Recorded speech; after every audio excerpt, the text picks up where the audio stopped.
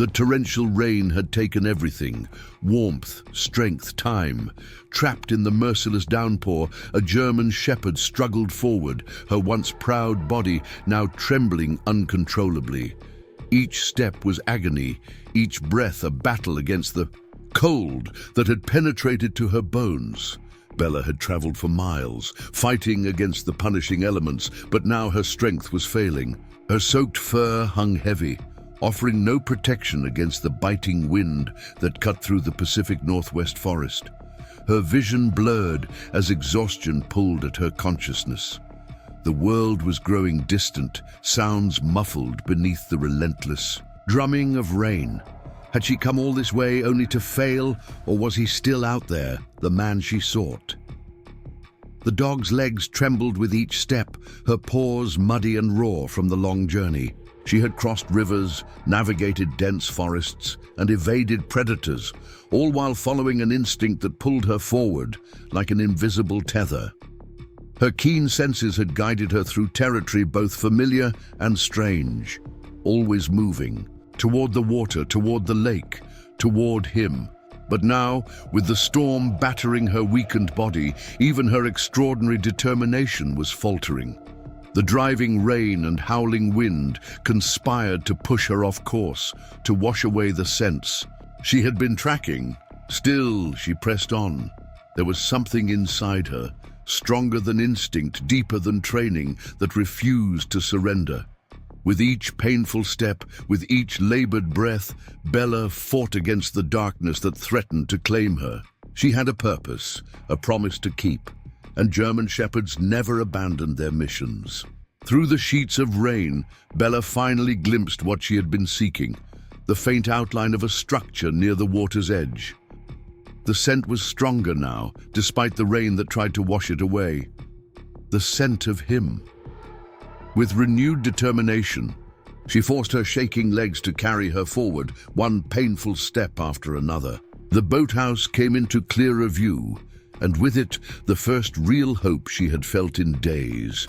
She had found him.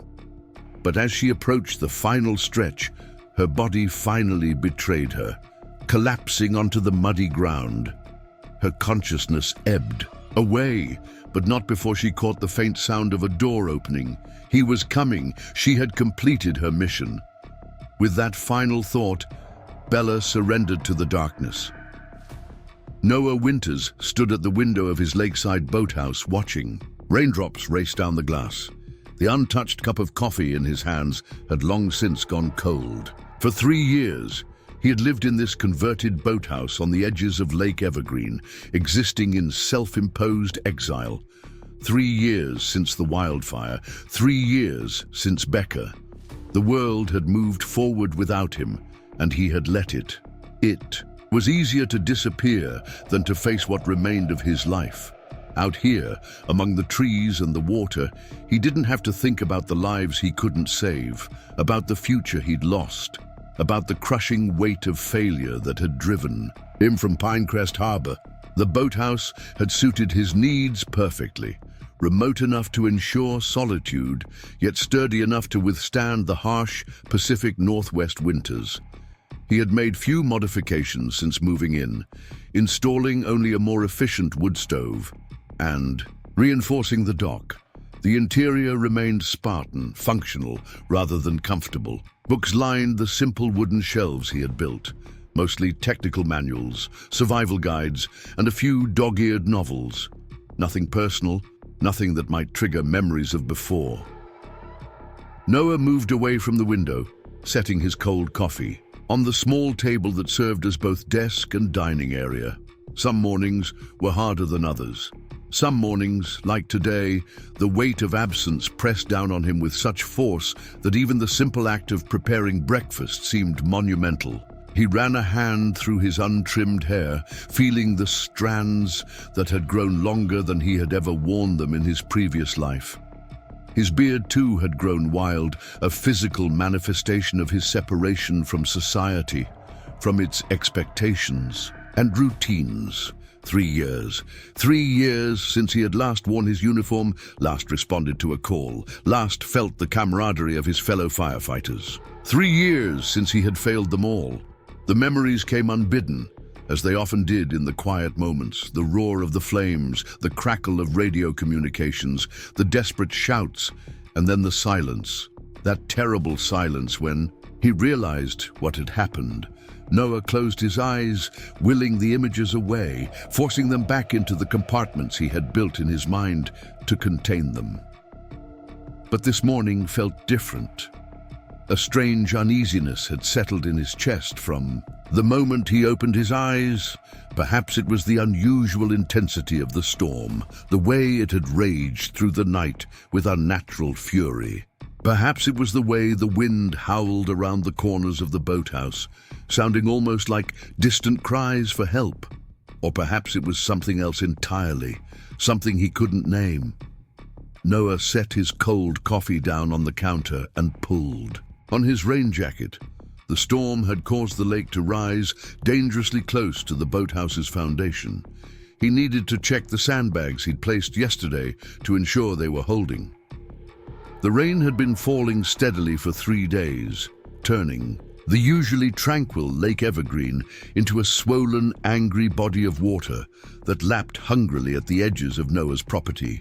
Flash flood warnings had been issued for the region, though Noah paid little attention to such things.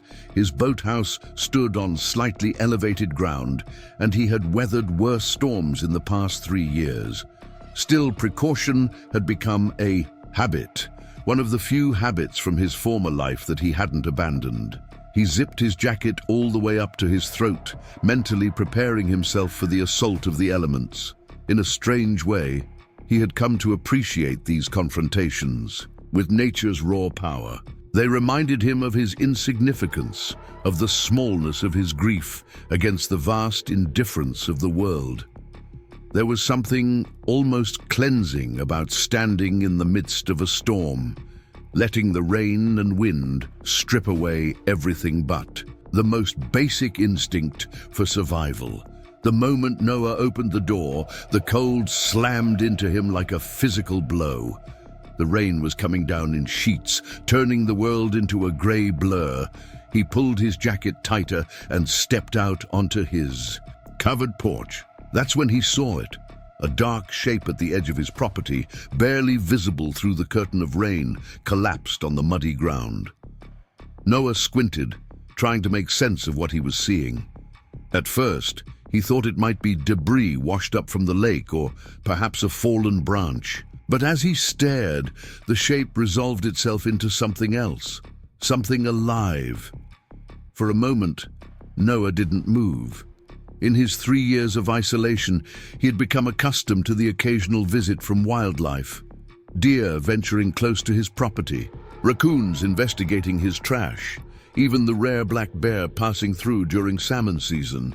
But this was different. Something about the shape, the way it lay so still against the churning background of the storm, triggered an old instinct in him, an echo of the man he used to be. Noah's breath caught in his throat as he rushed down the steps, no longer concerned about the rain soaking through his clothes. The wind tore at him, trying to push him back, but he leaned into it, his eyes fixed on the dark shape ahead. As he drew closer, the details sharpened. A dog, a large one, lying motionless on its side. Its fur was plastered to its body, dark with rain and mud. Noah crouched beside the animal, instinctively checking for signs of life. It was a German shepherd, he realized, and a beautiful one despite its current state. The dog's ribs expanded, slightly with each shallow breath, but it didn't respond to his presence. "Hey there," Noah murmured, gently running his hands over the dog to check for injuries. "What are you doing out here in this storm?"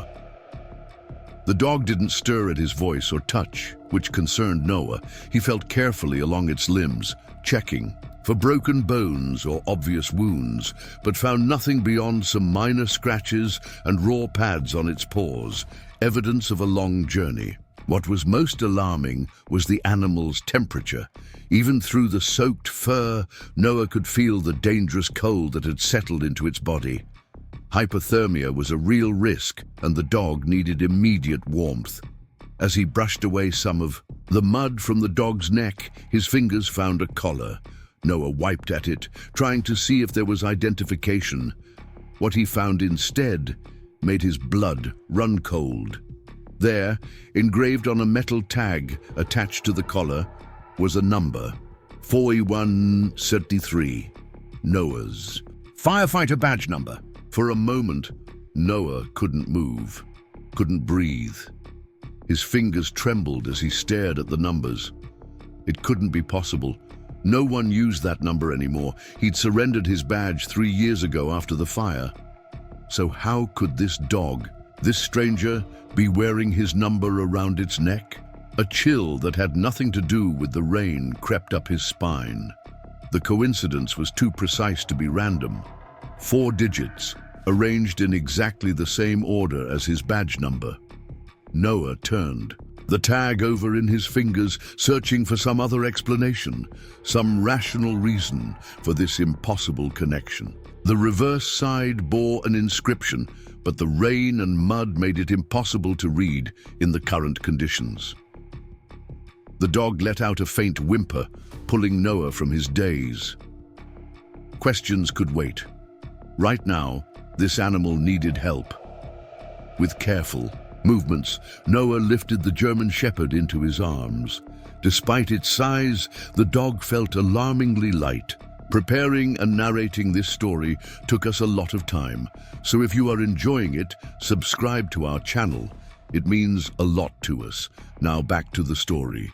As though it had gone without proper food for too long, its body was ice cold against his chest, a testament to how long it had been exposed to the elements. "I've got you," Noah said, surprising himself with the gentleness in his voice. Something about holding this vulnerable creature awakened a protective instinct he had long suppressed. With measured steps, fighting against the wind and rain, he carried the dog back toward the boathouse. Noah kicked the boathouse door shut behind him, water pooling on the wooden floor as he carried the dog inside. He laid the animal gently on the rug near his wood stove, which was already burning hot against the morning chill. Working quickly, Noah grabbed the thickest blankets he owned and wrapped them around the dog's trembling body. The shepherd's eyes remained closed, but Noah could see its chest rising and falling with each breath, shallow but steady. "Stay with me," he said, his voice rusty from disuse. Living alone, he had grown unaccustomed to speaking aloud. He rubbed the dog's legs through the blanket, trying to stimulate circulation. Years ago, as a firefighter, he'd received training in treating hypothermia victims. The principles weren't so different for canines. Noah moved to the kitchen, filling a bowl with lukewarm water, not hot, which could be dangerous for someone suffering from severe cold. He soaked a clean towel and returned to the dog, gently wiping down its face and ears. As he worked, Noah found himself talking to the animal, words of encouragement that he hadn't offered to another living being in years. "You're going to be okay," he said, not entirely sure if he believed it. "You're safe now." The ritual of care brought back memories of his training, of the countless victims he had treated for exposure and hypothermia during his years as a firefighter. His hands remembered what to do, moving with a confidence that surprised him after so long. The familiar motions were almost comforting. Assess, treat, monitor. The simplicity of focus, the clarity of purpose. It had been the foundation of his former life, this ability to set aside everything but the immediate need to help.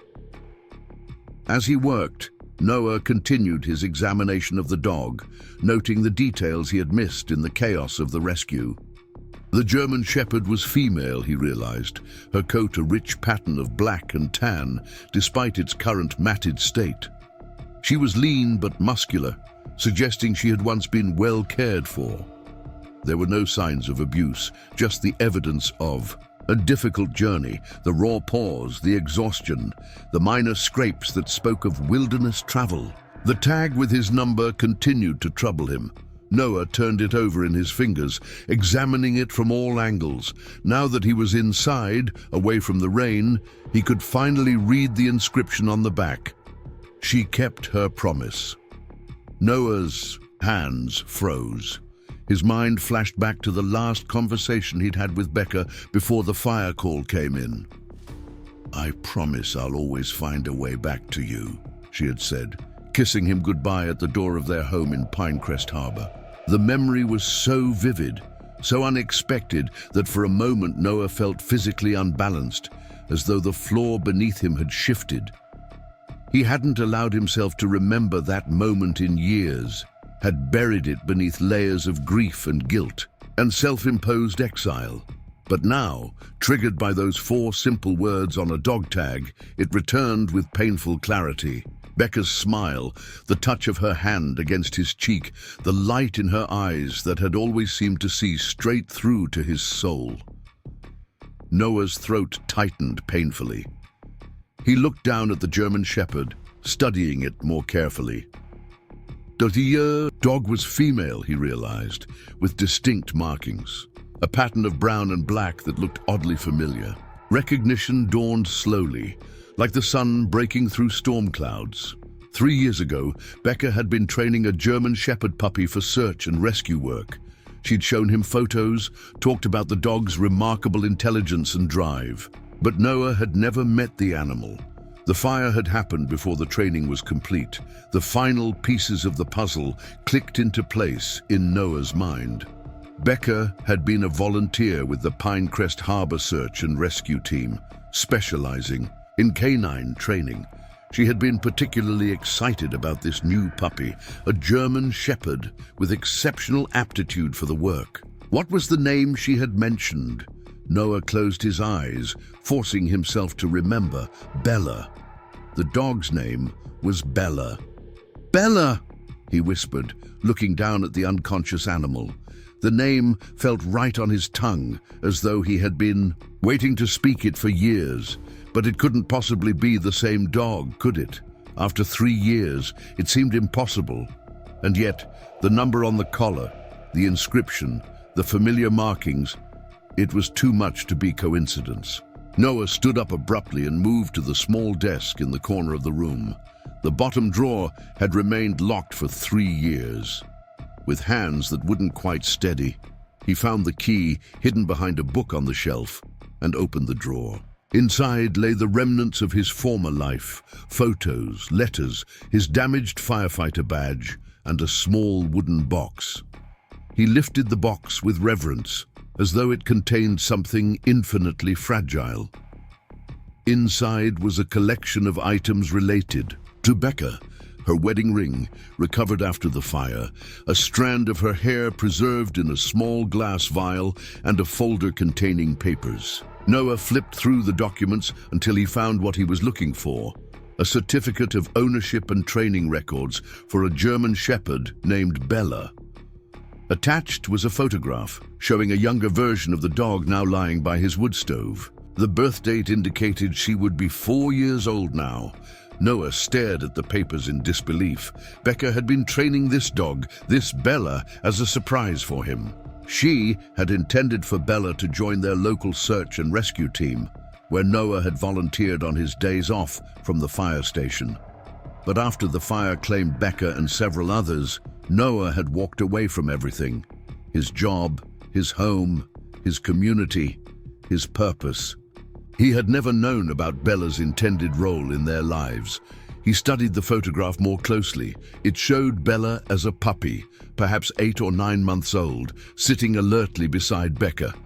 The camera had captured both of them in a moment of shared focus, their postures mirroring each other in a way that spoke of their deep connection.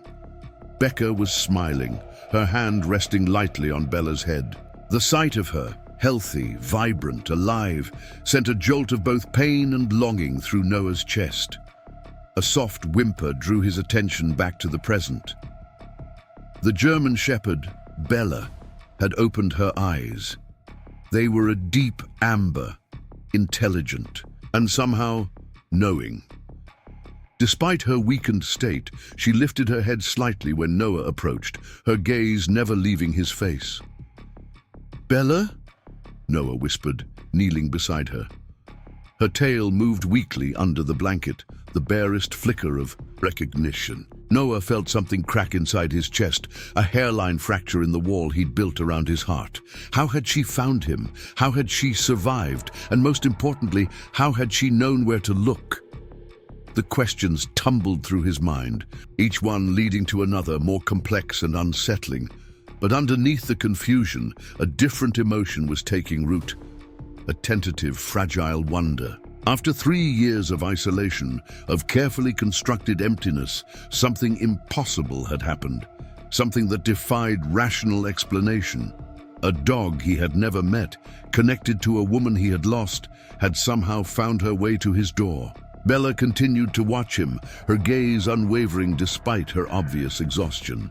In those amber eyes, Noah saw something that resonated deep within him, a determination, a purpose, a refusal to give up. It was the same quality he had once seen in his fellow firefighters, in the search and rescue teams, in Becca herself. The willingness to push beyond normal limits for something that mattered. "How did you find me, girl?" Noah asked softly, reaching out to stroke her damp fur. The question wasn't really directed at Bella, but at the universe, at the inexplicable chain of events that had brought her to his door. For the first time in 3 years, Noah felt a spark of curiosity about the world beyond his self-imposed boundaries, a need to understand. Throughout the day, Noah tended to Bella with a care he hadn't shown another living creature in years. He coaxed her to drink small amounts of water, then prepared a thin broth when she seemed able to handle it. Gradually, warmth returned to her body, and her breathing deepened and steadied. By evening, she was able to sit up, though she remained weak. Her eyes followed Noah's every movement around the boathouse, watchful and patient. As night fell, the storm showed no signs of abating. Rain continued to lash against the windows, and the wind howled around the corners of the boathouse. Noah added more wood to the stove, building up the fire to combat the penetrating chill. He had set up a makeshift bed for Bella, closer to the heat source, using old blankets to create a comfortable nest. But when he tried to move her there, she resisted, preferring to stay on the rug where he had first placed her, the spot closest to where Noah usually sat. "Stubborn, aren't you?" Noah remarked, his voice carrying an unfamiliar note of warmth, "just like your trainer." The words slipped out before he could stop them, and with them came another flood of memories. Becca's stubbornness, her refusal to give up on anything she believed in, including, near the end, Noah himself. She had seen the signs of his growing detachment, his increasing preoccupation with the lives he couldn't save, rather than those he had. She had tried to reach him, to pull him back from the edge he was approaching. But he hadn't listened. And then it was too late. Noah looked down at Bella, who was watching him with that same steady gaze. "Did she send you to finish the job?" he asked softly. "Is that what this is about?" The question hung in the air, unanswerable, yet somehow not entirely ridiculous.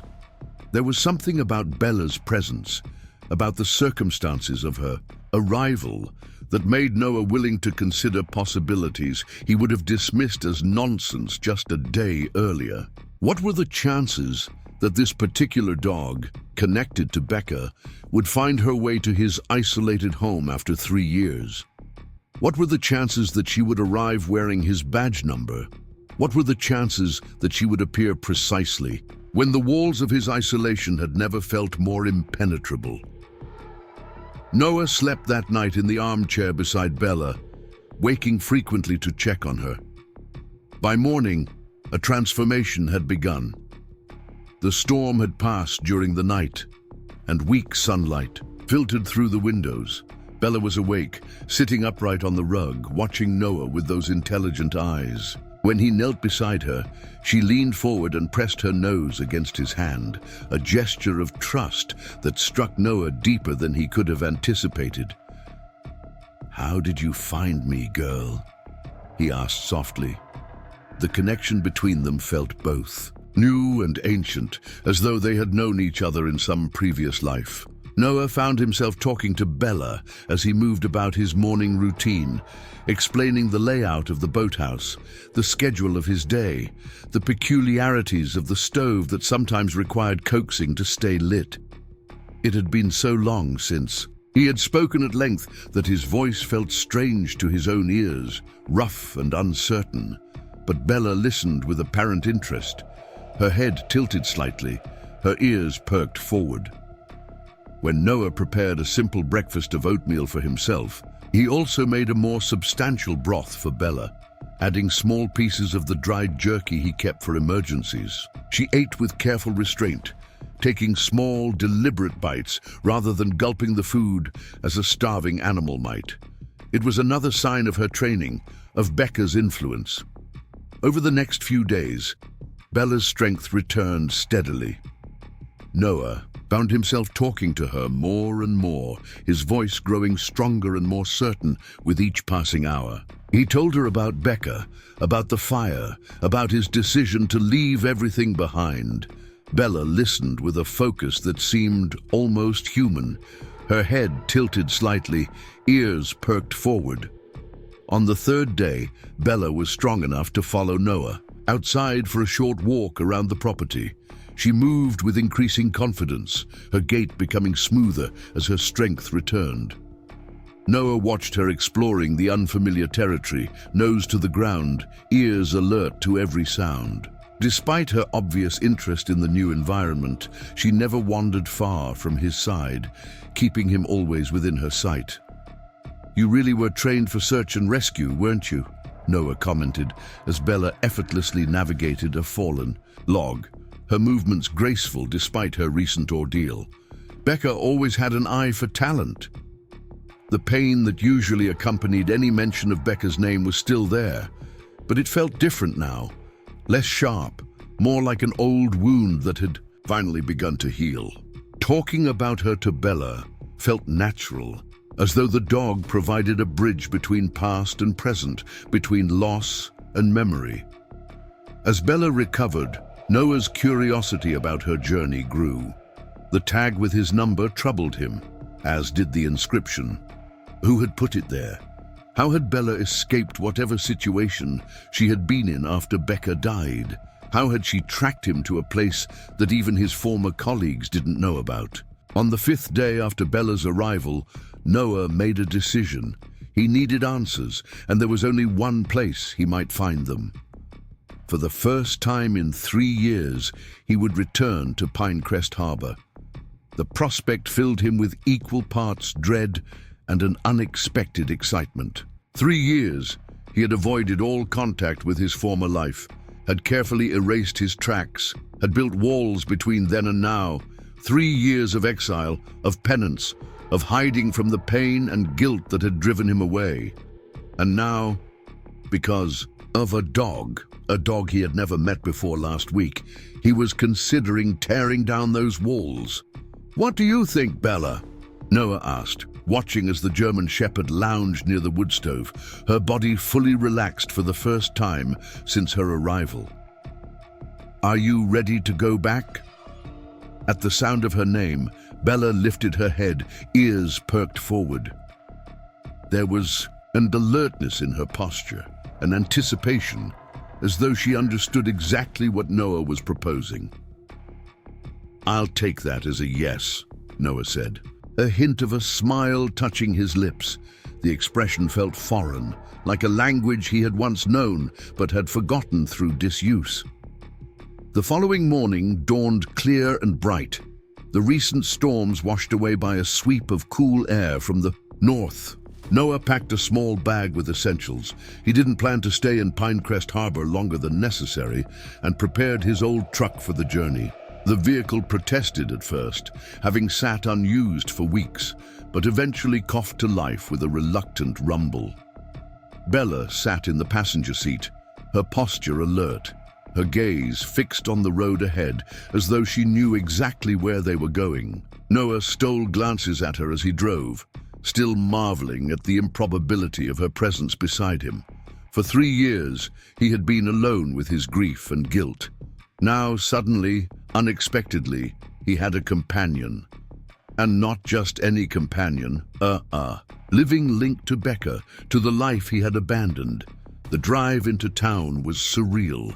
Noah felt like a ghost revisiting the world of the living. Pinecrest Harbor had changed in small ways. New storefronts, different paint colors, but the essence remained the same.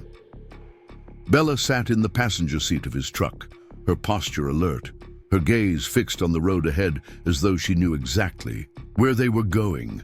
As they drove through the outskirts of town, Noah felt a tightening in his chest, an almost physical resistance to proceeding further. His hands clenched the steering wheel, knuckles turning white with the pressure. Beside him, Bella seemed to sense his discomfort. She shifted in her seat, pressing her body closer to his side, her warm presence a silent support. "It's okay," Noah murmured, unsure whether he was reassuring Bella or himself. "We're just here for answers." They passed familiar landmarks, the elementary school where Becca had volunteered, the park where they had spent countless Sunday afternoons, the fire station where Noah had served for over a decade. Each sight triggered memories, some painful, some unexpectedly sweet. Noah had spent 3 years avoiding these memories, building walls to contain them. Now those walls were crumbling, and he wasn't sure whether to fight to maintain them or let them fall. Noah's first stop was the Pinecrest Animal Rescue Center. If anyone might know something about Bella's history, it would be Frank Morales, the retired canine trainer who volunteered there. Noah had worked with Frank years ago when he volunteered with search and rescue. The center was housed in a converted warehouse at the edge of town, a practical building with little external charm, but a reputation for excellent care and successful adoptions. Noah parked in the small lot, his heart racing with an anxiety he hadn't experienced in years. The prospect of human interaction, of questions, of explaining himself, it all felt overwhelming after so long in isolation. "Come on, Bella," he said, opening the passenger door. "Let's find out your story." Bella jumped down from the truck with fluid grace, her strength fully restored after a week of proper care. She stayed close to Noah's side as they approached the entrance, her body language relaxed but attentive.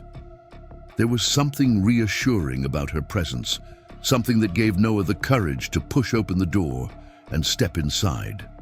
The moment. Noah walked through the doors with Bella at his side. The front desk attendant's eyes widened in shock. "Noah Winters, is that really you?" The young woman behind the desk, Sarah, according to her name tag, stared at him as though she had seen a ghost. Noah didn't recognize her, but that wasn't surprising. 3 years was long enough for staff to change, for new faces to replace familiar ones. Before Noah could respond, a door to the back opened and Frank Morales stepped out. The older man stopped in his tracks, staring first at Noah, then at Bella. His weathered face paled as though he'd seen a ghost. "My God," Frank whispered, "you found her.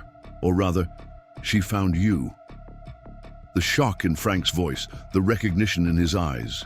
As he looked at Bella, it confirmed what Noah had suspected, but had been afraid to fully believe. This wasn't just any German shepherd. This was Becca's dog. This was Bella.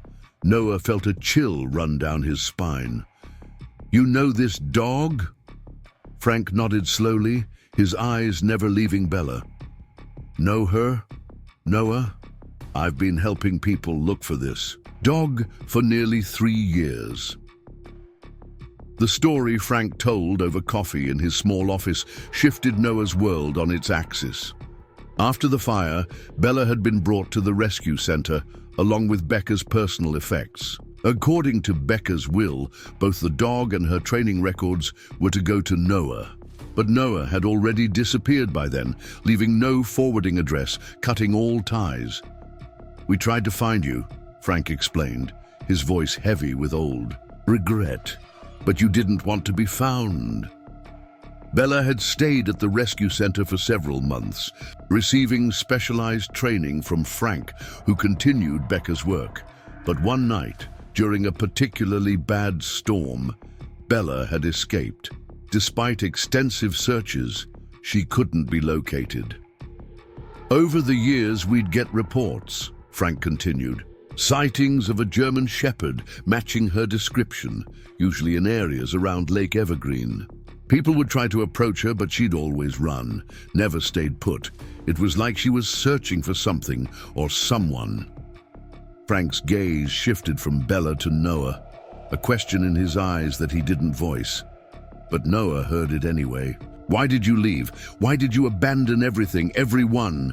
"But the tag," Noah said, touching the metal disc on Bella's collar. "My number, the inscription. Who put that there?" Frank's expression softened. "Becca did, before the fire. She had it made special. She told me once that she had trained Bella not just for search and rescue work, but as a way to bring you back if anything ever happened to her. Almost like a living insurance policy against you withdrawing from the world. Becca knew you, Noah. She knew how you might react to loss." The words hit Noah with physical force, momentarily robbing him of breath. Even before the fire, Becca had seen it coming, had recognized his tendency to retreat, to isolate himself, to shoulder blame. That wasn't his to carry, and she had prepared for it, had trained Bella as a safeguard against the very exile Noah had chosen. "She told me once," Frank continued, his voice gentle, "that if anything ever happened to her, Bella would be the one thing that could bring you back. Not just to Pinecrest Harbor, but to yourself." Noah's throat tightened. 3 years.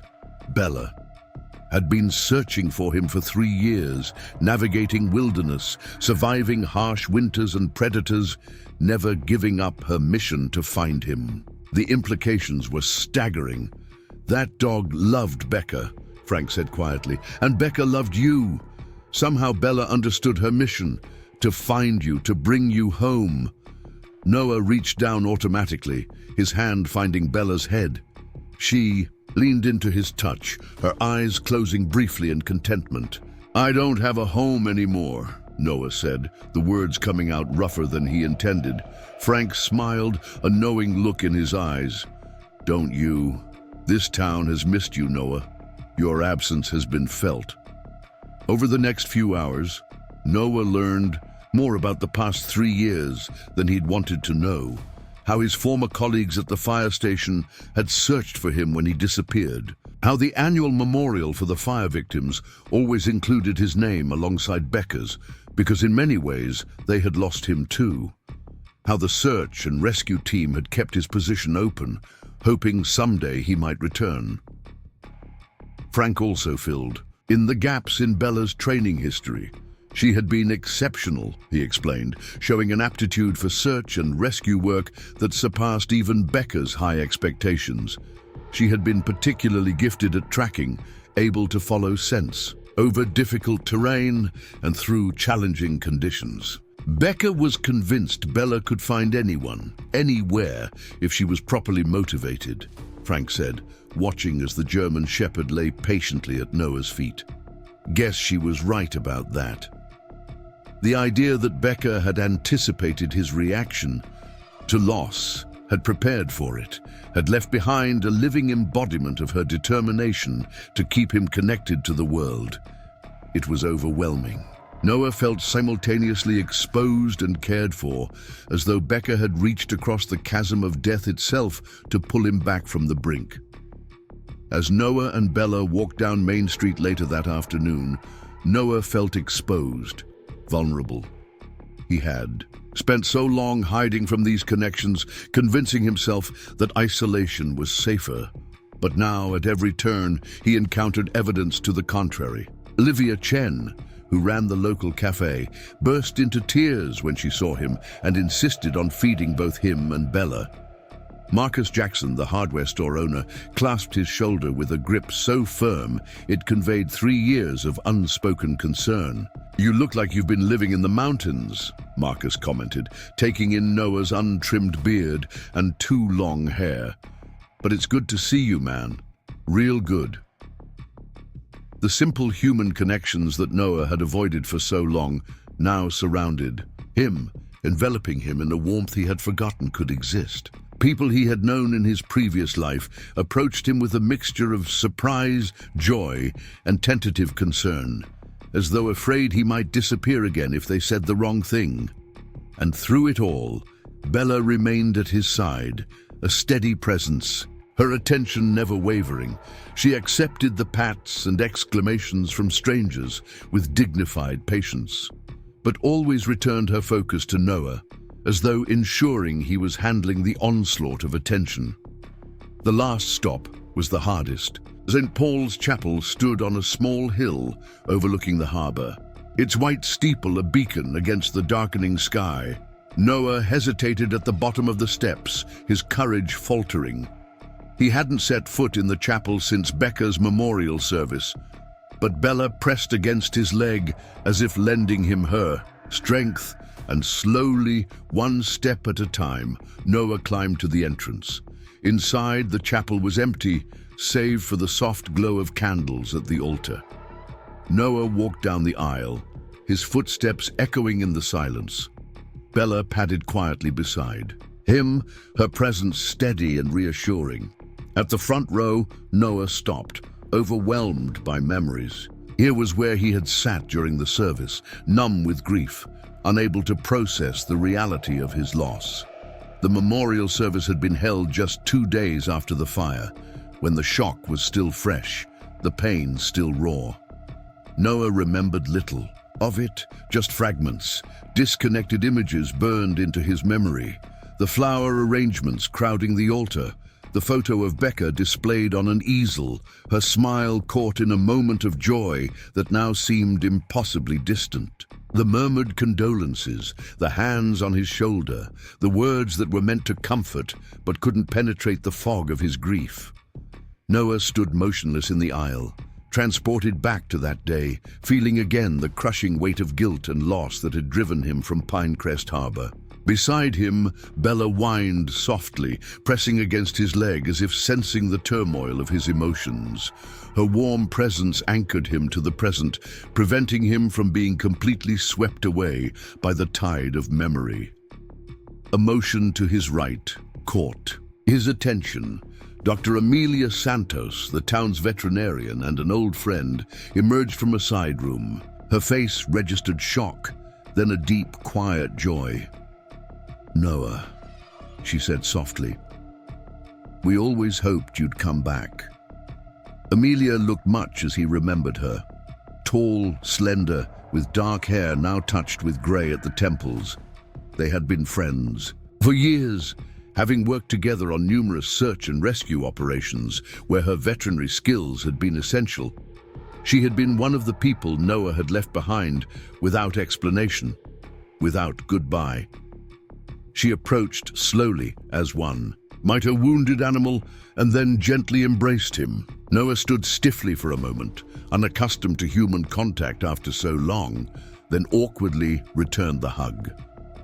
Over her shoulder, Noah saw the memorial plaque on the wall, listing the names of those lost in the fire.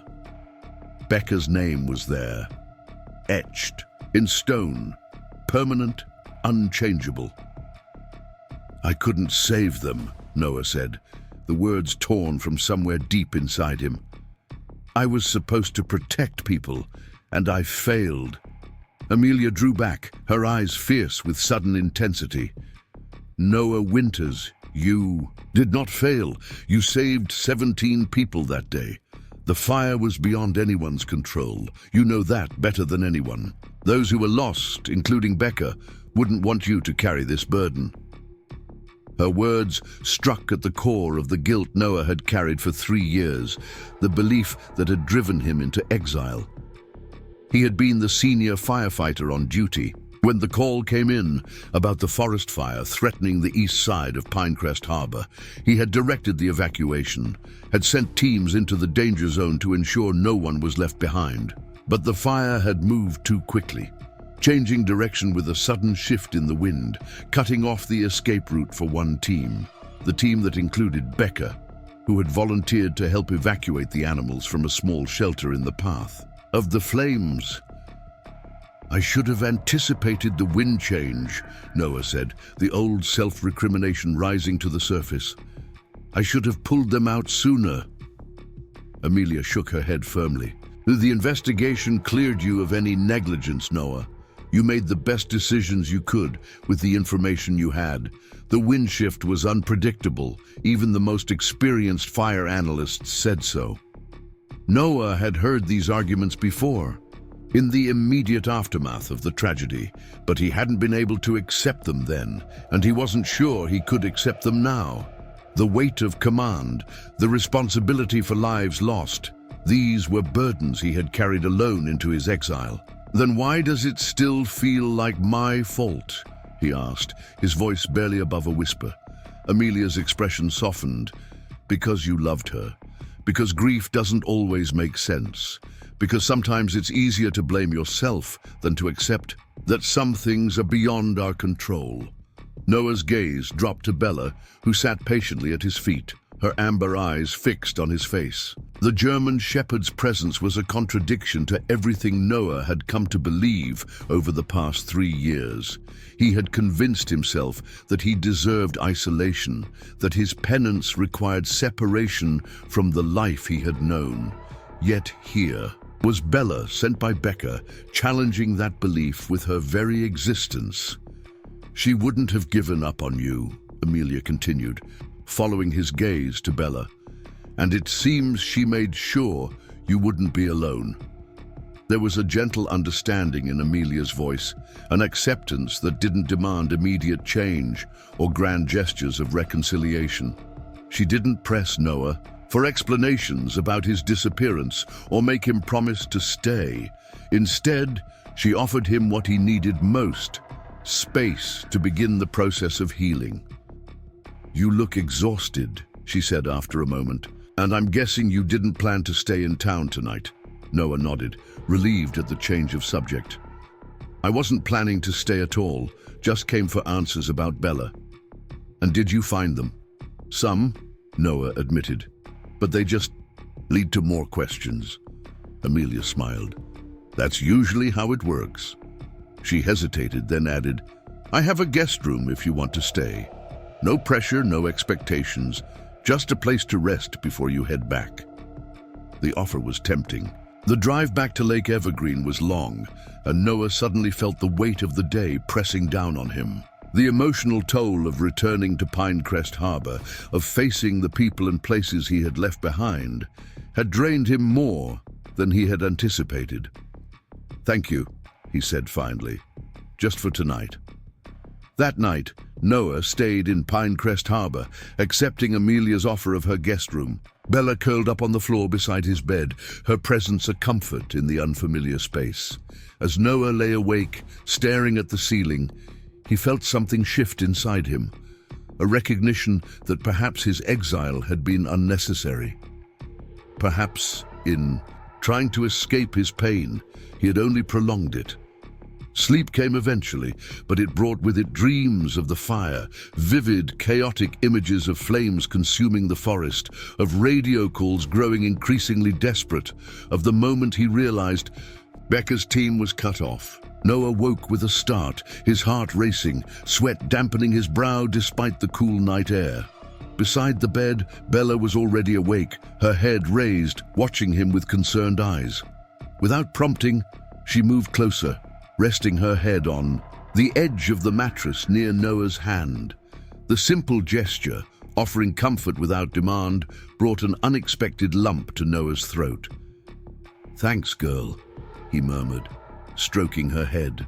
In that quiet moment, with the moon casting silver light through the window and Bella's steady presence beside him, Noah felt a connection he had been missing for 3 years. Not just to another living being, but to something larger, a sense of purpose, of belonging, of mattering to someone. It was a small thing, this silent exchange of comfort in the night, but it opened a door within him that had long been closed. Morning brought clarity and decision. Over breakfast with Amelia, Noah made a choice that would have seemed impossible just days earlier. "I think I need to stay for a while," he said, watching as Bella explored Amelia's backyard through the kitchen window. "There are things I need to face here." Amelia nodded, unsurprised. "Your house is still there, you know. Tom Jenkins has been looking after it for you, keeping the yard up, making sure the pipes don't freeze in winter." This was news to Noah. He had assumed the house had been sold years ago, another tie to Pinecrest Harbor severed. "Why would he do that?" Amelia smiled. "Because that's what community does, Noah. We look out for each other, even when someone is gone." The word community struck Noah with unexpected force. For 3 years, he had defined himself by his isolation, had believed himself separate from and unworthy of human connection. But Amelia's words and the evidence of Tom's caretaking suggested a different reality, one where he remained part of something larger, whether he acknowledged it or not. After breakfast, Noah and Bella made their way across town to the small house he had once shared with Becca. It stood on a quiet street, lined with maple trees, a modest 2-story structure with a wide front porch and a small, neat yard. As Noah approached, he felt a constriction in his chest, a physical manifestation of the emotional weight this place carried. The key was still on his ring, unused for 3 years, but not discarded. It turned smoothly in the lock, suggesting that Tom had indeed been maintaining the property. Noah pushed the door open slowly, bracing himself for the rush of memories that would inevitably follow. The house smelled clean but uninhabited, with a faint hint of the lemon polish Becca had always used on the wooden furniture. Sunlight streamed through the windows, illuminating familiar spaces now frozen in time. The living room looked much as Noah remembered it. The comfortable sofa where he and Becca had spent countless evenings, the bookshelves filled with their combined collections, the photographs on the walls documenting their life together. Bella entered cautiously, her nose working as she took in the unfamiliar scents. She moved from room to room, exploring her new environment with methodical thoroughness. Noah followed her, seeing his former home through new eyes, noticing details he had forgotten. The slight unevenness of the hardwood floor near the kitchen, the way the afternoon sun created patterns on the dining room wall, the small crack in the ceiling that he and Becca had always meant to repair, but never did. In the study, which had primarily been Becca's space, Noah found evidence of her work with search and rescue. Training manuals, certificates of completion, framed photographs of working dogs. And there, on the desk, was a folder labeled Bella Training, Progress. Inside were detailed notes in Becca's neat handwriting, documenting Bella's development, her strengths and challenges, her remarkable aptitude for tracking. The final entry was dated just 2 days before the fire. Bella found the target in record time today, despite challenging conditions. Her focus is extraordinary. She'll be ready for Noah soon. Can't wait to see his face when he meets her. Noah sat heavily in the desk chair, the folder open in his hands, Becca's words swimming before his eyes. The immediacy of her voice, captured in these casual notes, made her feel briefly, painfully present. She had been so excited about Bella, so certain that Noah would connect with the dog she was training. "She was right about you," Noah said to Bella, who had settled on the floor beside him. "As usual." Over the following weeks, Noah began the slow, difficult work of rebuilding connections. He reopened the small house he had once shared with Becca, which had stood empty but maintained by a property management company. Each room held memories, some painful, but increasingly some that brought a bittersweet warmth. Bella settled into the house as though she belonged there, as though she had finally completed her mission. Noah reached out to his former chief at the fire station, not yet ready to return to firefighting, but willing to help with the volunteer search and rescue team again. His first day back in training with Bella at his side, he felt a sense of purpose he had thought lost forever. Chief Wilson, a solid, steady man who had led the Pinecrest Harbor Fire Department for over 20 years, welcomed Noah back without fanfare, treating his return as though it were the most natural thing in the world. There were no recriminations for his absence, no demands for explanation, just a firm handshake and a simple, "Good to have you back, Winters." The search and rescue team operated out of a small building adjacent to the fire station, a practical structure equipped with maps, communication systems, and storage for specialized gear. The core team consisted of volunteers from various backgrounds, teachers, nurses, park rangers, and others with the necessary skills and dedication. Some faces were familiar to Noah from his previous time with the team, while others were new. The first training session was challenging, forcing Noah to confront his rusty skills and the physical conditioning he had neglected during his years in isolation. But it was Bella who truly shone, demonstrating her exceptional training and natural abilities in a series of tracking exercises. The team members watched in amazement as she located hidden targets with unerring accuracy, navigating obstacles and distractions with focused determination. "She's a natural," Frank commented, watching Bella navigate a complex training scenario with ease. "Becca would be proud of both of you." The words stung, but not in the devastating way Noah might have expected. Instead, they carried a bittersweet truth that Becca's influence continued, that her work and passion lived on through Bella and perhaps through Noah himself. As the weeks passed, Noah and Bella fell into a new routine. Mornings were spent at the house, with Noah gradually sorting through the possessions he and Becca had shared, deciding what to keep, what to donate, what to store away. Afternoons often found them at the search and rescue center, training with the team or helping maintain equipment. Evenings were quiet, with Noah and Bella usually returning home for simple meals and early nights.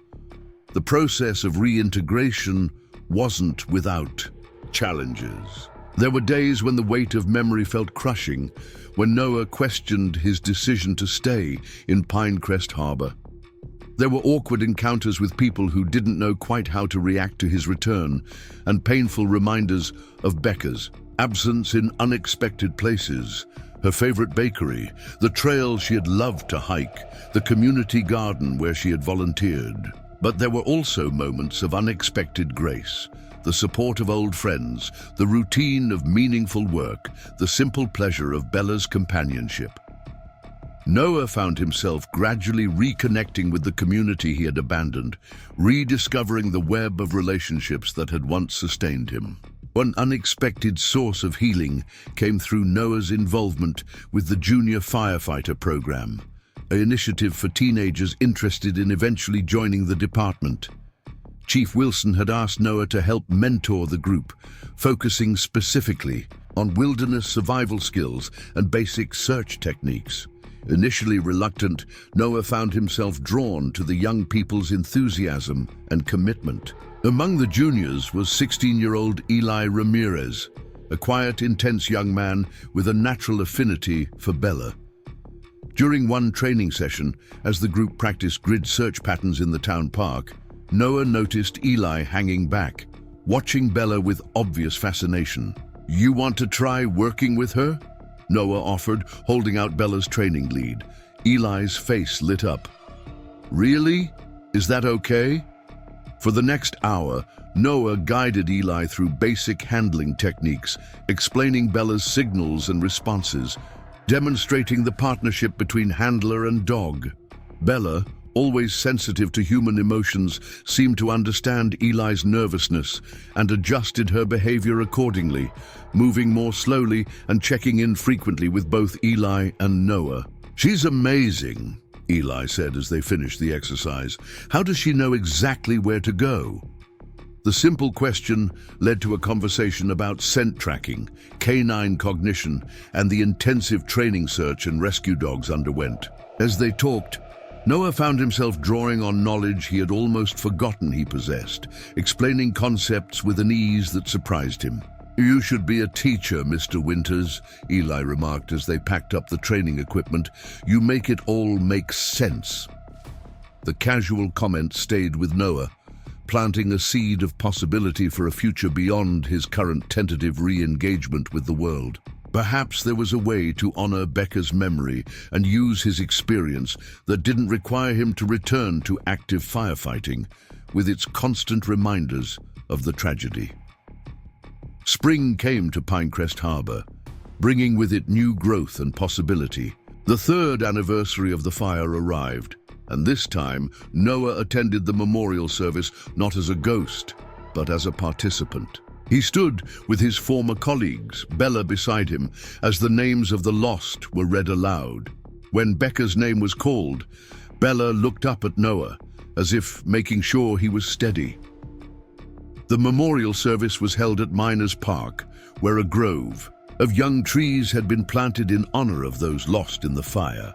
Each tree bore a small plaque with a name and a simple inscription. Noah stood before Becca's tree, a slender maple now established enough to survive on its own, its branches reaching toward the clear spring sky. The ceremony was brief but meaningful. A few words from the mayor, a prayer from the pastor of St. Paul's Chapel, a moment of silence broken only by the rustling of leaves in the gentle breeze. Afterward, people lingered, sharing memories and offering quiet support to one another. Noah found himself surrounded by former colleagues and friends, people who had known both him and Becca, who understood the depth of his loss without him having to explain. There was a comfort in their presence that he hadn't allowed himself to experience during the previous anniversaries, spent alone in his isolated boathouse. Later that day, Noah took Bella to the small overlook above the harbor, where a bench dedicated to the fire victims offered a view of the water and mountains beyond. As the sunset painted the sky in shades of gold and pink, Noah finally allowed himself to cry, not just for what he had lost, but for the time he had wasted in isolation, for the connections he had severed, for the purpose he had abandoned. Bella rested her head on his knee, a warm, living reminder that even in the darkest times there were threads connecting him to the world. Becca had known that somehow. She had trained this remarkable dog not just for search and rescue work, but for the most important rescue mission of all, saving Noah from himself. "I think I'm ready now," Noah said softly, to Bella, to the memory of Becca, to whatever power had guided this extraordinary dog to his door, ready to live again, not just exist. The words felt both terrifying and liberating, a commitment to moving forward without forgetting the past. Noah knew that grief would always be part of his story, but perhaps it didn't have to be the whole story. Perhaps there was room for new chapters, new connections, new purpose. That evening, as Noah and Bella walked back through town, they passed the fire station just as Chief Wilson was locking up for the night. "Winters," the chief called, raising a hand in greeting. "Got a minute?" Noah paused, waiting as the older man crossed the street to join them. Chief Wilson had been a mentor to Noah from his earliest days as a firefighter, a steady presence through triumphs and tragedies alike. "Been meaning to talk to you," the chief said, his weathered face serious. "The department's expanding our prevention program, focusing on community education and preparedness. Need someone to head it up, someone who knows the risks and can communicate effectively." He paused, his gaze steady. "Thought of you." The offer caught Noah off guard. It wasn't a return to active firefighting with its immediate dangers and triggering memories. Instead, it was an opportunity to use his experience to prevent tragedies like the one that had taken Becca, to help the community protect itself against future fires. "I'd need to think about it," Noah said finally, not ready to commit but not immediately refusing, as he might have done even a month earlier. Chief Wilson nodded, unsurprised. "Take your time, position's not filled yet." He reached down to pat Bella, who had been watching the conversation with attentive eyes. "Seems like you've got a good advisor there. Might want to consult with her." The mild joke, delivered in the chief's typically dry manner, brought a small smile to Noah's face. "I'll do that. Thanks for thinking of me." As the chief walked away, Noah looked down at Bella, who gazed back with what seemed like expectation. "What do you think, girl? Ready for a new challenge?" Bella's tail wagged once, decisively, as if the matter were already settled. That night, Noah sat on his porch, watching as Bella explored the yard with newfound energy. The tag on her collar caught the last rays of sunlight, glinting like a beacon. Noah had decided to leave it there, a reminder of the journey that had brought them together. A soft breeze rustled the emerging leaves on the trees, carrying with it the scent of fresh growth and possibility. For the first time in 3 years, Noah felt truly present, truly alive. The pain hadn't disappeared, it never would completely, but it had transformed, becoming part of his story rather than its ending. Bella returned to his side, pressing against his leg in that way she had, offering silent support. Noah placed his hand on her head, feeling the connection between them, a connection that defied explanation, yet felt as real as anything he had ever known. "Thank you," he whispered, the words meant for Bella, for Becca, for the universe that had somehow conspired to bring him back from the brink. As darkness settled over Pinecrest Harbor, lights came on in windows throughout the town. Signs of life, of community, of belonging. Noah Winters was home, not just in location but in spirit, and he was no longer alone. The next morning brought a clarity and purpose Noah hadn't experienced in years. Over breakfast, as Bella waited patiently for her share, Noah made a decision. He would accept Chief Wilson's offer to lead the fire prevention program. It felt right, a way to honor Becca's memory while protecting others from similar tragedies, a use of his experience that looked forward rather than back. After breakfast, Noah and Bella took their now customary walk through town. The spring morning was bright and clear, the harbor glittering in the sunlight, the mountains rising majestic in the distance. As they passed the fire station, Noah noticed the department's newest addition, a specialized search and rescue vehicle equipped for wilderness operations. Parked beside it was Frank's truck, and as Noah approached, Frank emerged from the station, carrying equipment. "Just the man I wanted to see," Frank called, setting down a box of gear. "Got a training exercise planned for next weekend. Simulated wilderness search, overnight components, the works." He glanced at Bella, who was watching him attentively. "Could use another experienced handler. You interested?" The invitation represented another step in Noah's reintegration, another opportunity to reclaim aspects of his former life while building something new. He found himself nodding without hesitation. "We're in," he said, speaking for both himself and Bella. Frank's face broke into a wide smile. "Excellent. Team briefing Thursday, 7 p.m. He turned to go, then paused, looking back over his shoulder. "Bring that application for the prevention program position with you. Wilson mentioned he'd talk to you. It's a good fit, Noah. Real good." As Frank walked away, Noah felt a sense of pieces falling into place, of a future taking shape that honored the past without being imprisoned by it. Beside him, Bella stood alert and ready, her presence a constant reminder of the extraordinary journey that had led them both to this moment. In the days that followed, Noah found himself increasingly engaged with the community he had once abandoned. He filed the application for the prevention program position, met with Chief Wilson to discuss ideas for expanding community outreach, and worked with Frank to prepare for the upcoming training exercise. Bella thrived on the increased activity, her natural abilities and intensive training, making her an invaluable partner in the search and rescue work.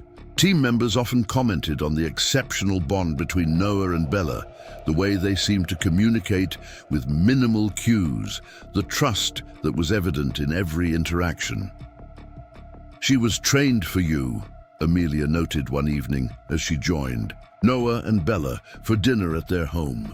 Becca knew exactly what she was doing. The observation struck Noah as profoundly true. Becca had understood him, his strengths, his weaknesses, his needs, in a way that went beyond ordinary knowledge. She had trained Bella not just as a search and rescue dog, but as a companion specifically suited to Noah, a partner who could draw him back into the world when grief threatened to isolate him forever. "I never really understood until now," Noah admitted, watching as Bella dozed contentedly near the fireplace. "How much foresight that took, how much faith." Amelia smiled. That was Becca, always thinking ahead, always believing in possibilities. Others couldn't see. The conversation drifted to memories of Becca, her infectious laugh, her stubborn determination, her boundless capacity for compassion. For the first time, Noah found he could share these memories without being overwhelmed by grief, could celebrate who Becca had been without being crushed by her absence. Later that night, after Amelia had gone, Noah sat on the porch steps, contemplating the stars that dotted the clear night sky. Bella lay beside him, her warm presence a comfort against the cool evening air. "We're going to be okay," Noah said softly, the words part statement, part revelation. Different, but okay. Bella lifted her head, her amber eyes reflecting the starlight as she gazed at Noah. In that moment, he felt a connection that transcended ordinary understanding, a sense that Bella comprehended not just his words, but the emotion behind them, the journey they had taken together, the road that still lay ahead. The following weekend brought the search and rescue training exercise, a complex scenario designed to test the team's skills in challenging conditions. Set in the wilderness area east of Pinecrest Harbor, the exercise simulated the search for multiple missing hikers across varied terrain, with the added complication of deteriorating weather conditions. Noah and Bella were assigned to the most difficult sector, a densely forested area with steep ravines and limited visibility. As they moved through the underbrush, Noah felt a familiar rhythm establish itself, the focused concentration, the awareness of his surroundings, the silent communication with Bella as she worked the scent trail. There was something healing in the work, in using skills he had once mastered for a purpose that mattered. Noah found himself fully present in each moment, his attention on the task at hand rather than on the memories that had haunted him for so long. Bella performed flawlessly, locating the volunteer victims with unerring accuracy despite the challenging conditions. The team leaders were impressed, not just with Bella's abilities, but with the seamless partnership she and Noah demonstrated. "You two were made for this work," Frank commented as the team gathered for the post-exercise debriefing. "It's like you've been working together for years, not weeks."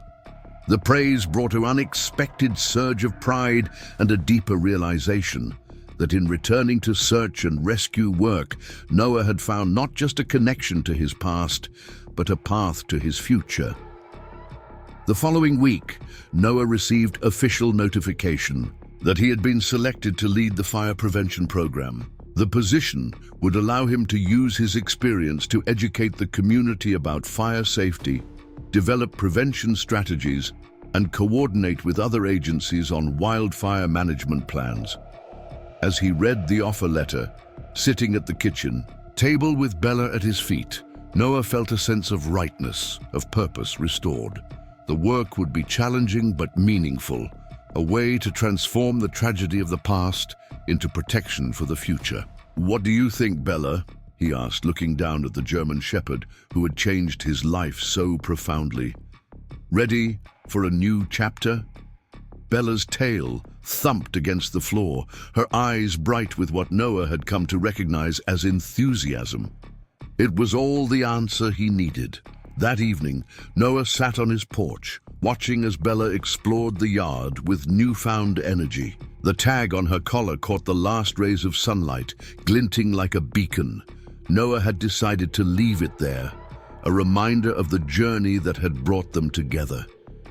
A soft breeze rustled the emerging leaves on the trees, carrying with it the scent of fresh growth and possibility. For the first time in 3 years, Noah felt truly present, truly alive. The pain hadn't disappeared, it never would completely, but it had transformed, becoming part of his story rather than its ending. Bella returned to his side, pressing against his leg in that way she had, offering silent support. Noah placed his hand on her head, feeling the connection between them, a connection that defied explanation, yet felt as real as anything he had ever known. "Thank you," he whispered. The words meant for Bella, for Becca, for the universe that had somehow conspired to bring him back from the brink. As darkness settled over Pinecrest Harbor, lights came on in windows throughout the town, signs of life, of community, of belonging. Noah Winters was home, not just in location, but in spirit. And he was no longer alone. The extraordinarily journey of a German shepherd who never stopped searching had led Noah back to life, back to purpose, back to hope. It wasn't the life he had planned, wasn't the future he had once envisioned with Becca, but it was a life worth living, a future worth building. In the quiet of the evening, with Bella beside him and the stars emerging overhead, Noah felt a peace he had thought lost forever. The road ahead would have its challenges, its difficult days, its moments of grief revisited, but it would also have companionship, purpose, and the knowledge that even in our darkest moments, we are never truly abandoned if we remain open to the possibility of being found. Have you ever experienced a moment when something seemingly impossible happens just when you need it most? A connection that defies explanation. A German shepherd's extraordinary journey reminds us that sometimes the bonds of love transcend our understanding, leading us back to where we belong.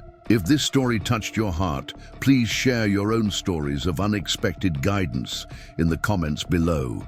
Sometimes the greatest miracles come with 4 paws and a wagging tail. 6 months had passed since that rainy day when Bella had collapsed. Outside Noah's boathouse, 6 months of healing, of rebuilding, of finding a new way forward.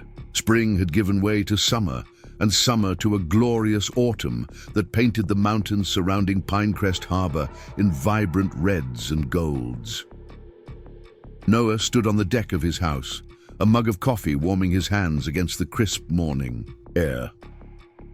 Bella sat beside him, her attention divided between watching the neighborhood come to life and keeping a protective eye on her human companion. In the half-year they had been together, their bond had deepened into something remarkable, a partnership that those who witnessed it often described as extraordinary. "Beautiful morning, isn't it?" Noah said to Bella, who acknowledged the comment with a slight tilt of her head. Life had settled into new patterns, different from what Noah had known before the fire, but satisfying in ways he hadn't thought possible during his years of isolation. His work with the fire prevention program had expanded beyond his initial expectations, drawing on both his firefighting experience and his natural talent for teaching. He had developed educational programs for local schools, conducted home safety, assessments for elderly residents, and coordinated with forestry services on wildfire management strategies. The search and rescue team remained a significant part of his life as well, with Noah and Bella participating in both training exercises and actual rescue operations. Their reputation had grown throughout the region, with other teams occasionally requesting their assistance for particularly challenging searches. Noah took a sip of his coffee, savoring the quiet morning before the day's activities began. He had a presentation at the elementary school later that morning, a fire safety program for third graders featuring Bella, who had proven remarkably effective at capturing children's attention and reinforcing the importance of fire prevention. The doorbell interrupted his reflections. Noah checked his watch, surprised by the early visitor.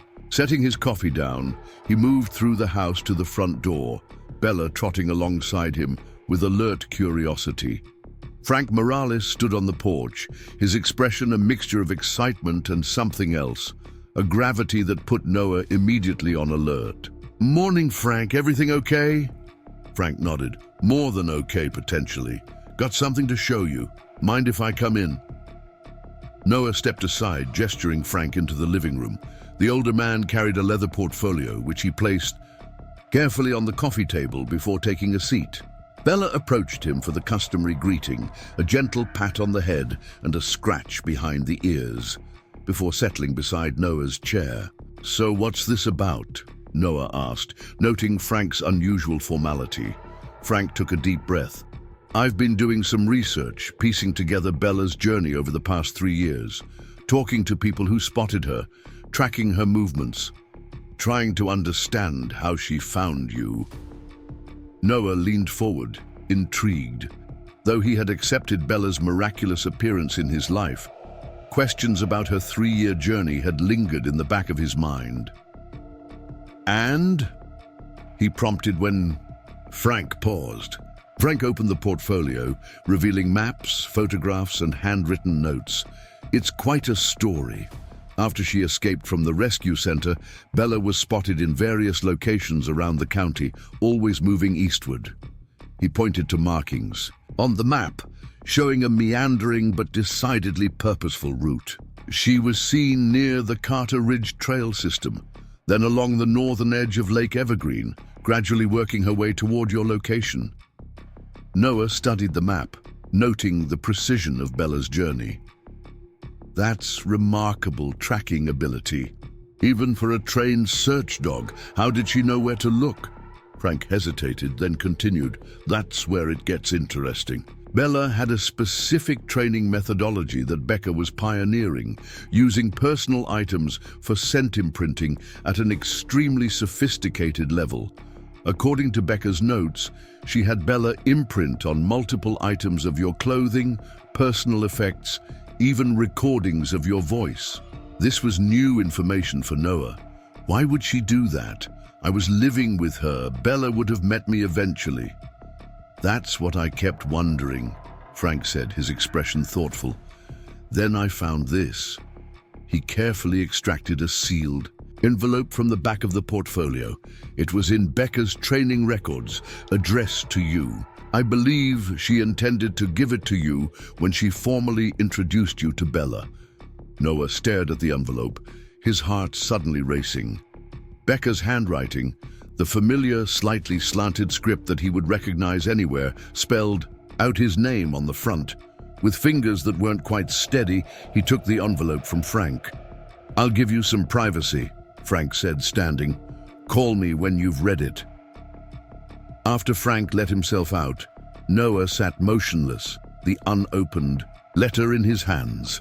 Bella moved closer, resting her head on his knee as though sensing his emotional turmoil. The envelope represented something Noah had thought impossible, a message from Becca, words she had written when she was still alive, still believing in a future that would never come to pass. Finally, with a deep breath, Noah carefully opened the envelope and unfolded the letter inside. "Noah, if you're reading this, you've finally met Bella. I've been keeping her training a secret for months, wanting to surprise you with a partner who will match your dedication to search and rescue. Work. She's exceptional, Noah. The most gifted dog I've ever worked with. Her tracking abilities are off the charts, and her intelligence and problem-solving skills are remarkable. But she's more than just a working dog. There's something special about Bella, a connection that goes beyond training. Sometimes I swear she understands exactly what I'm thinking, what I'm feeling. It's like she can see straight to the heart of a person." I know you've been struggling lately. The job has been taking its toll, and you're carrying burdens that aren't yours to bear. You try to hide it, but I see you, Noah. I've always seen you, your strength, your compassion, but also your tendency to shoulder responsibility for things beyond your control. That's partly why I chose Bella for you. She has this extraordinary capacity for loyalty, for finding what's lost, for bringing things back where they belong. Whatever happens in our lives, I want you to have that unwavering presence beside you, that reminder that you're never truly alone. There's something I haven't told you about Bella's training. Along with the standard search and rescue protocols, I've been teaching her something special, how to find you, specifically you, no matter where you might go. I've used your scent, your voice, items that belong uniquely to you. If by some chance we were ever separated, Bella would be able to find you, to bring you home. It might seem excessive, but I can't shake this feeling that it matters, that someday it might be important. Call it a trainer's instinct, or maybe just a woman's intuition, but I believe Bella's connection to you might someday make all the difference. So here she is, your partner, your companion, your guide when the way seems dark. Take care of each other, and remember my promise. I will always find a way back to you, one way or another. All my love, Becca. Noah read the letter twice, then a third time, tears streaming unchecked down his face. Bella remained steadfast beside him, her warm presence anchoring him as the waves of emotion washed over him. Becca's words, written months before the fire, before tragedy had torn their world apart, carried an almost prophetic quality that left Noah breathless. She had known. Somehow she had sensed the possibility of separation, had prepared for it in the most extraordinary way imaginable. She had trained Bella not just as a search and rescue dog, but as a living embodiment of her promise to always find a way back to him. She kept her promise, Noah whispered, one hand stroking Bella's head. Through you, she kept her promise. The realization broke something open inside Noah, not in the devastating way of his initial grief, but in a healing, releasing way that allowed long-held emotions to finally flow freely. He cried for what felt like hours. Bella, a steady, patient presence beside him, offering the silent comfort that had become her hallmark. When the tears finally subsided, Noah felt lighter, as though a burden he hadn't fully acknowledged had been lifted from his shoulders. Becca had seen him so clearly, had understood his needs so deeply, that she had created this extraordinary safety net, a living link between past and future, a guide to lead him back from the brink of isolation when grief threatened to consume him. Noah carefully folded the letter and returned it to its envelope. Then he picked up his phone and called Frank. "I read it," he said when Frank answered. "Thank you for finding it, for bringing it to me." "Seemed like you needed to have it," Frank replied. "Makes sense of everything, doesn't it?" Bella's determined. Search, her ability to find you when no one else could. "It does," Noah agreed. Becca knew. Somehow, she knew. There was a pause. Then Frank said, "There's something else you should know. The fire department in Carson County called this morning. They're dealing with a situation. 3 hikers missing in the northern wilderness area. Rough terrain, bad. Weather moving in. They've requested our assistance, specifically you and Bella." Noah felt a familiar surge of focus, of purpose. "When do they need us?" "Teams assembling in 30 minutes at the station. I told them you'd be there." "We'll be ready," Noah assured him, already mentally preparing for the mission ahead. After ending the call, Noah knelt beside Bella, looking into her intelligent eyes. "Looks like we've got work to do, girl. Ready to help bring someone home?" Bella's posture shifted subtly, her body language communicating readiness, focus, determination.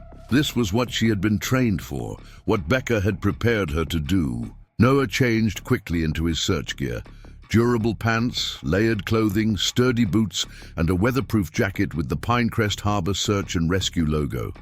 He packed Bella's equipment as well, her special harness, collapsible water, a bowl, first aid supplies, and the high-visibility vest that identified her as a working dog.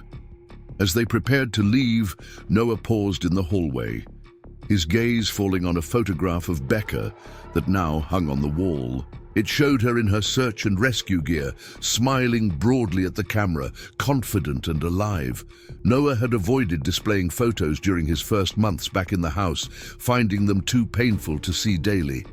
But gradually, he had brought them out again, integrating Becca's memory into his new life, rather than trying to seal it away. "We're heading out," he said to the photograph, a habit he had developed over the past months, bringing someone home. At the fire station, the search and rescue team was assembling, loading equipment, reviewing maps, discussing strategy. Chief Wilson was coordinating with the Carson County authorities, getting the latest information on the missing hikers' last known location and the weather conditions they would be facing. "Winters," the chief nodded as Noah and Bella arrived. "Glad you're here. This is going to be a challenging one." The briefing was concise and focused. 3 hikers, 2 men and a woman in their 20s, had failed to return from a backcountry camping trip. Their car had been located at the Eagle Ridge trailhead, but the wilderness area beyond was vast, with numerous possible routes. A storm system was moving in, bringing rain and possibly snow at higher elevations. Time was critical. The Pinecrest Harbor team would join forces with Carson County's search efforts, focusing on the most challenging terrain where Bella's tracking abilities would be most valuable. Noah listened carefully, mentally preparing for the conditions they would face, the strategies they would employ. As the briefing concluded and the team began moving toward the vehicles, Frank approached Noah, his expression serious. "Weather's going to be rough up there," he said. "Reminds me of the conditions during the fire." Noah understood the unspoken question. Was he ready for this? For a situation that might trigger painful memories of the tragedy that had claimed Becca? He looked down at Bella, standing alert beside him, then back at Frank. "We can handle it," he said with quiet confidence. "That's what we're trained for."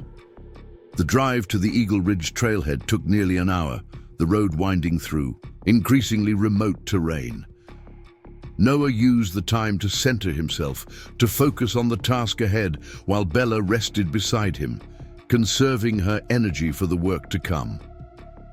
At the trailhead, they found a command post already established, with maps spread across a folding table and radio communications set up. The Carson County Search Coordinator, a woman named Martinez, briefed them on the latest developments. A backpack belonging to one of the missing hikers had been found, about 2 miles in, suggesting they had deviated from their planned route. "We've got teams working the main trails and likely camping spots," Martinez explained, pointing to marked areas on the map. "But there's this whole section here. Steep terrain, dense forest, limited visibility. Perfect place to get lost, especially if they're inexperienced." Noah studied the map, noting the challenging topography of the area Martinez indicated. "That's where you want us?" She nodded. "Your dog's tracking abilities could make all the difference in that kind of environment. We've got an article of clothing from each hiker for scent." The items, a t-shirt, a bandana, and a baseball cap, were sealed in separate plastic bags to preserve the scents.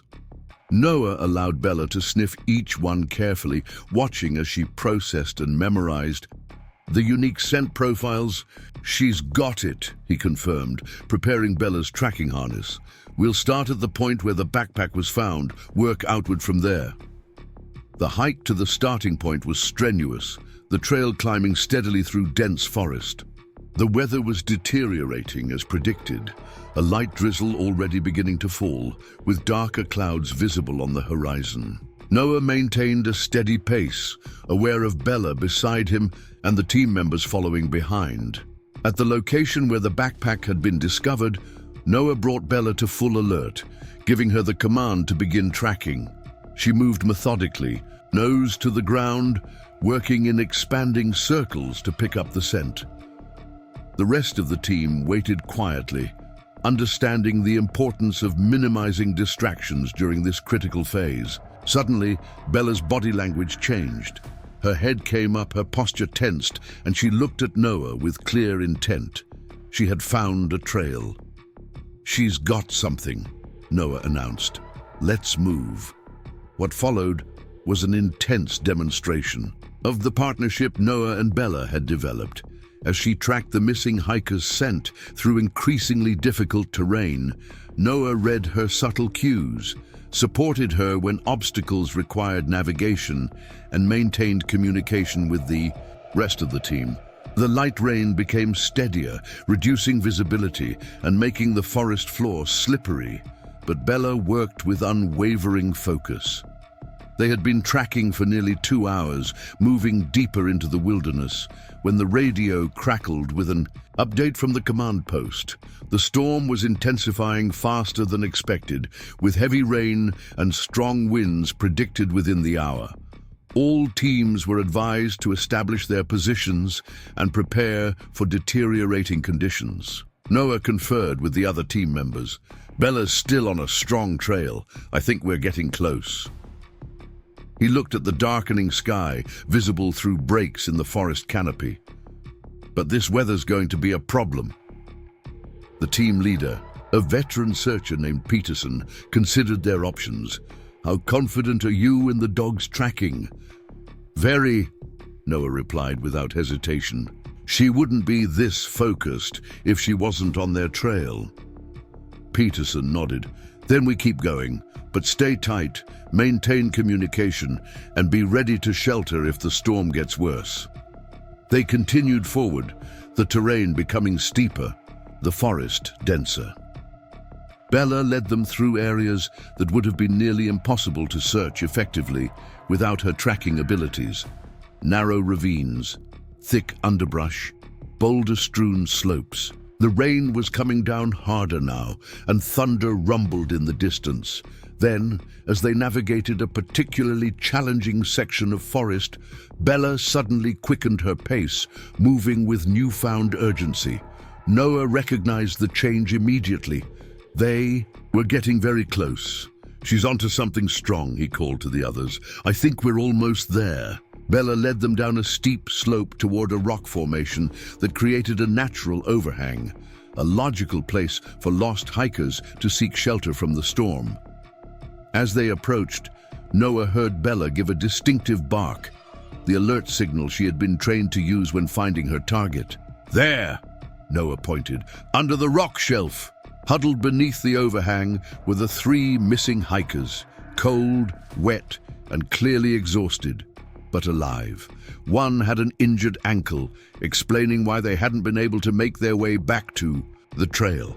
They had wisely sought shelter as the weather deteriorated, but without rescue, their situation would have become increasingly dire.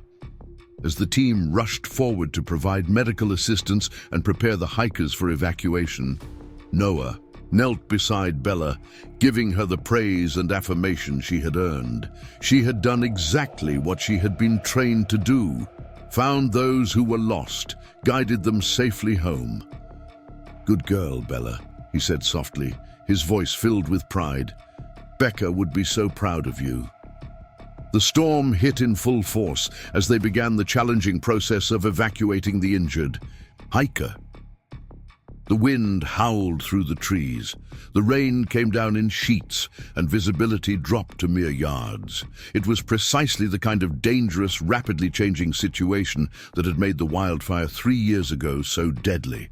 Noah felt the memories threatening to surface, the radio calls, the shifting winds, the terrible moment of realization. But this time, with Bella beside him and a clear purpose before him, he didn't let the past overwhelm the present. Instead, he focused on the task at hand, using his experience to help guide the team safely through the treacherous conditions. The evacuation was slow and difficult, requiring careful navigation of the rough terrain while supporting the injured hiker. Noah took the lead, with Bella scouting slightly ahead, helping to find the safest route back toward the trailhead. The other team members worked together to carry the injured man, while the two uninjured hikers followed closely behind, assisted by Peterson. As they neared the main trail, the storm reached its peak intensity. The wind bent trees almost horizontal, and the rain was so heavy it was difficult to see more than a few feet ahead. Noah felt a familiar tightness in his chest, the echo of old fear, old trauma. But then Bella pressed against his leg, her warm presence a reminder of the present, of the connection that had brought him back from isolation. "We've got this. A girl," he murmured, and continued forward. By the time they reached the trailhead, night had fallen, making the final phase of the evacuation even more challenging. But floodlights had been set up around the command post, creating an island of visibility in the stormy darkness. Medical personnel were waiting to receive the injured hiker, and relief was evident on every face as the search team emerged from the forest. "Outstanding work," Martinez told Noah as the rescued hikers were being treated. "Without your dog, we might not have found them until it was too late." Noah nodded, accepting the praise on Bella's behalf. "She's extraordinary. I'm just the guy holding the other end of the leash." After ensuring the hikers were receiving proper care and debriefing with the command team, Noah and Bella began the journey back to Pinecrest Harbor. The storm continued to rage, making the drive slow and demanding Noah's full attention. Beside him, Bella finally allowed herself to rest, her mission completed successfully. As they approached the town, the storm began to abate, the rain softening to a gentle patter against the windshield. Noah felt a profound sense of completion, of things coming full circle.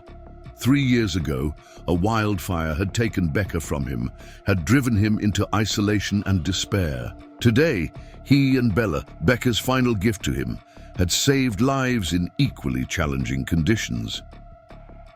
"We did good today," he told Bella, who opened her eyes at the sound of his voice. "Really good."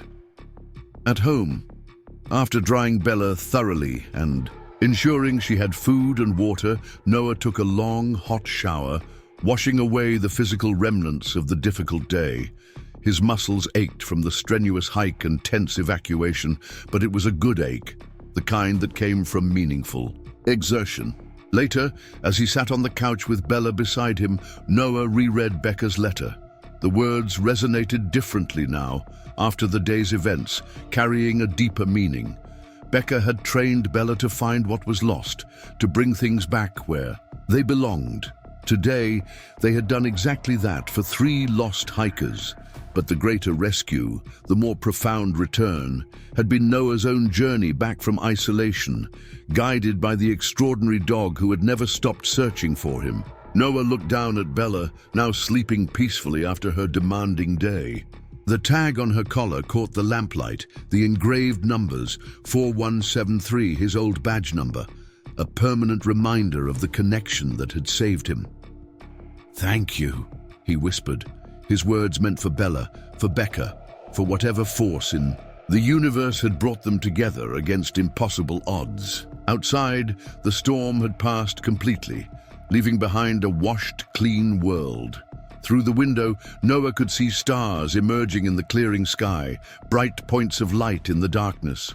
Tomorrow would bring new challenges, new opportunities, to use the skills he and Bella shared. But for tonight, it was enough to be here in this moment, fully present and no longer alone. The story of Noah and Bella would become something of a legend in Pinecrest Harbor, the tale of a dog who had searched for 3 years to fulfill a promise, who had found a man lost not in the wilderness, but in his own grief, who had guided him home in the most profound sense of the word. When people asked Noah if he believed Bella's appearance in his life had been mere coincidence or something more, something guided by a hand beyond human understanding, he would simply smile and say, "Some bonds transcend explanation. Some promises never break." And sometimes, what seems lost forever finds its way back to us in the most unexpected ways. In the years that followed, Noah and Bella would continue their work together, finding the lost, protecting their community, honoring Becca's memory.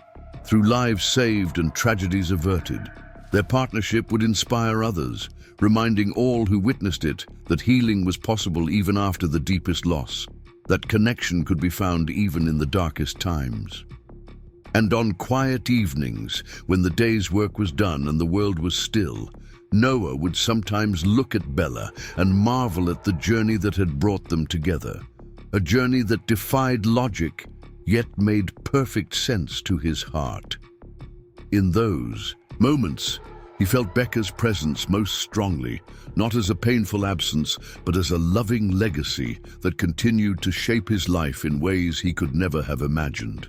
The extraordinary journey of a German shepherd who never stopped searching had led Noah back to life, back to purpose, back to hope. It wasn't the life he had planned, wasn't the future he had once envisioned with Becca, but it was a life worth living, a future worth building. In the quiet of the evening, with Bella beside him and the stars shining overhead, Noah felt a peace he had thought lost forever. The road ahead would have its challenges, its difficult days, its moments of grief revisited, but it would also have companionship, purpose, and the knowledge that even in our darkest moments, we are never truly abandoned if we remain open to the possibility of being found. Have you ever experienced a moment when something seemingly impossible happens just when you need it most? A connection that defies explanation?